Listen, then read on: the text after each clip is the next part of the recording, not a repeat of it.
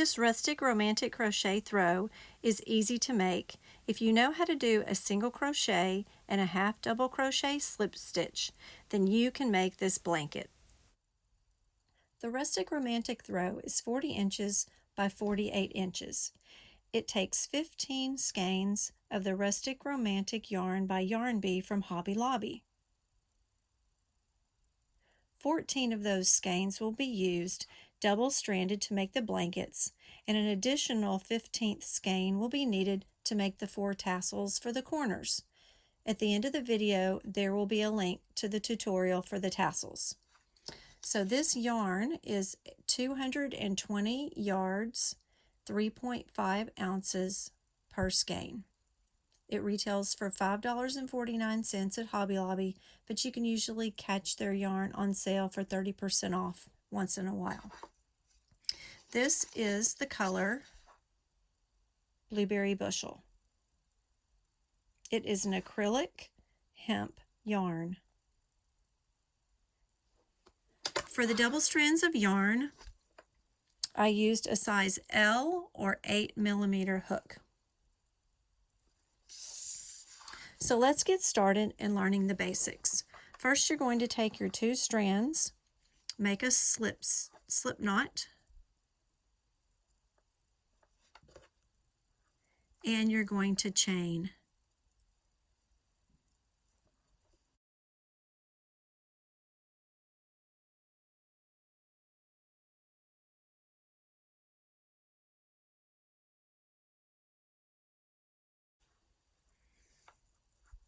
Okay, so after you have chained your desired number of stitches or the number of stitches that the pattern calls for, you will start doing a single crochet stitch in each chain across.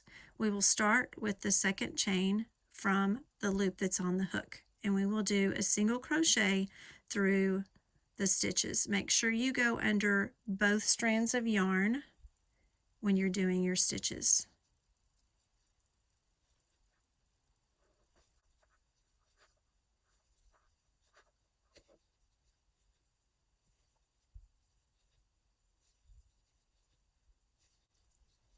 Since you're using 2 strands, it's going to make it bulky, and when we get to the end, we're going to make sure that we don't tighten our yarn too much,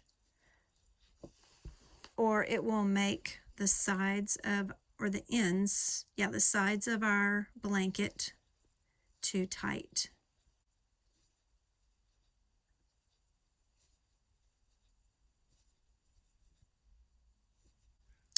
So we've made our final single crochet in the end chain. Then, before we turn, we'll chain 1. This is where you want to make sure you don't get that too tight. You want to make sure that the height of your stitch has enough room so that it's not too tight. So after you chain 1 and turn, we will begin on the second row, which we will be doing half double crochet slip stitches in every stitch. The chain 1 that you do at the beginning does not count as one of your stitches. So we will be going into the first stitch with our half double crochet slip stitch. To do this, we're going to yarn over, insert our hook into the stitch, pull up a loop, and then that same loop will come through the 2 stitches which have double yarn.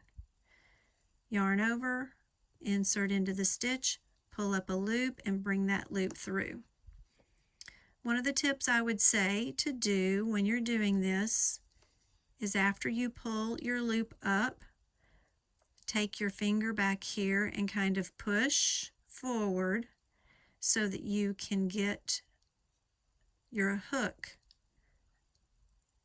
through those stitches easily, because it tends to want to pull from behind, because this is basically the yarn over, and you can see that that stitch is back behind and it wants to pull back, which makes it hard for you to get your hook through. So if you just push a little bit, and you can see here's the front of the stitch and the back of the stitch. If you push forward, before you pull it through those two, it does help it come through. So you're going to do half double crochet slip stitches all the way across to the end.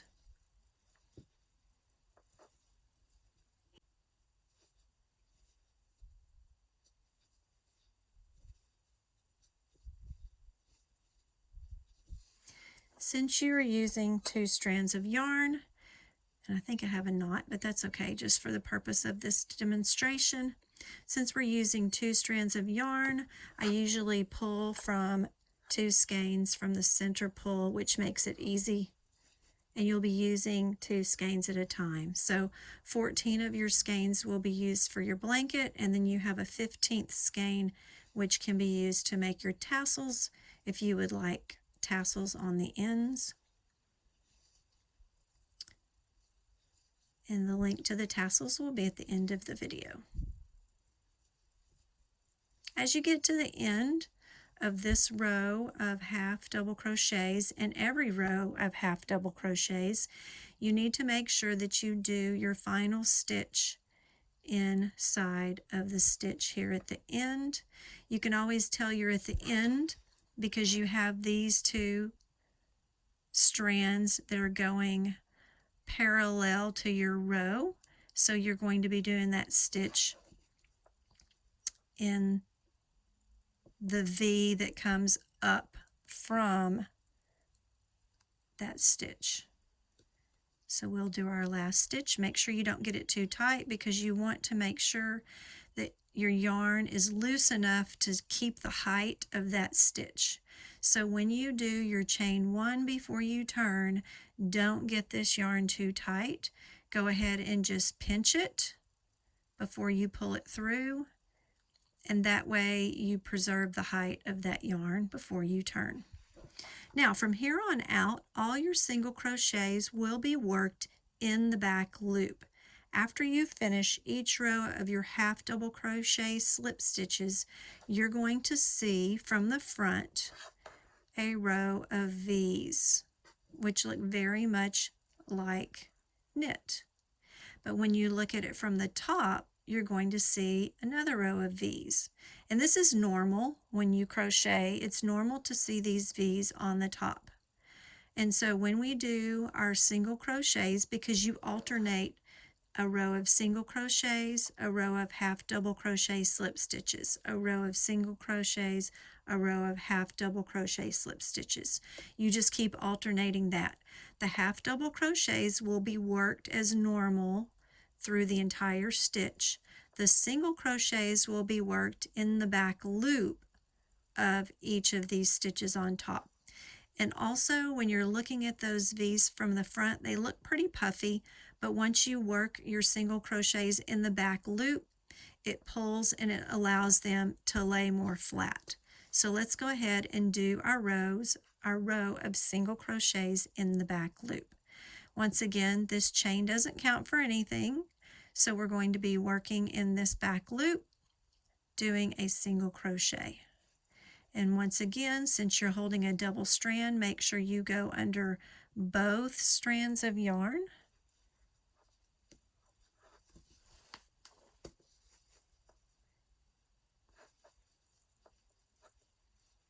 And we will work our single crochets in the back loop all the way across to the end.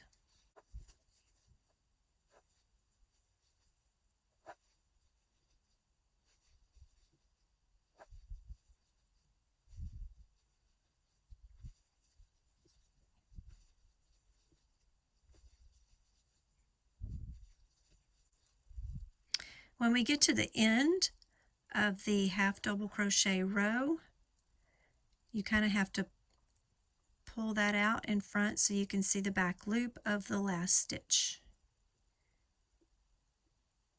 And you might have to help it out a little bit. And make sure you don't get it too tight before you chain and turn. So this is the back of our work, and this is the front of our work. It's very easy to see the difference between the front and the back. So I've chained 1. I'm going to go ahead and do my row of half double crochet slip stitches. This chain doesn't count, so we'll start our first stitch in the top of the stitch we just ended, and we'll go under that V under both of those and across.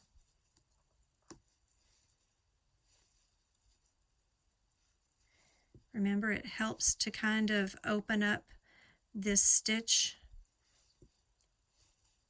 to make it easier to get your yarn through with that hook.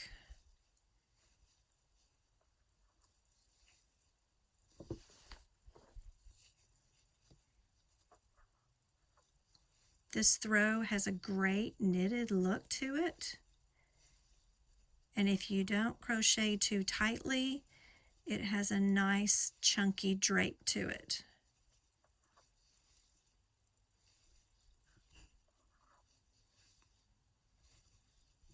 Once again, when you get to the end and you see that we have this little puff out here that's kind of parallel, then you know that this is your stitch that you're going to work in, and your half double crochets need to go under that V in the top, so you might have to turn your work a little bit again to get in there.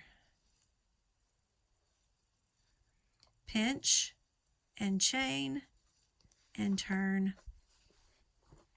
and then we'll do our single crochet in the back loop all the way across.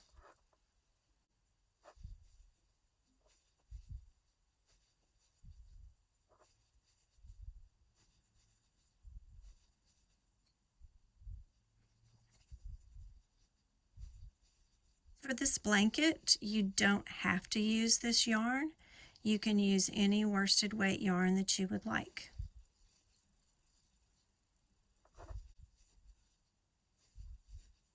Oops.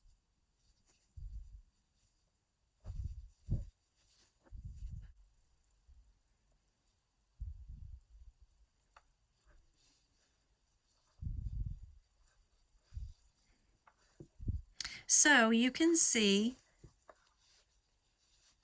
that even though we are working our blanket sideways, we're actually working it bottom to top, and this is going to be the width of your blanket.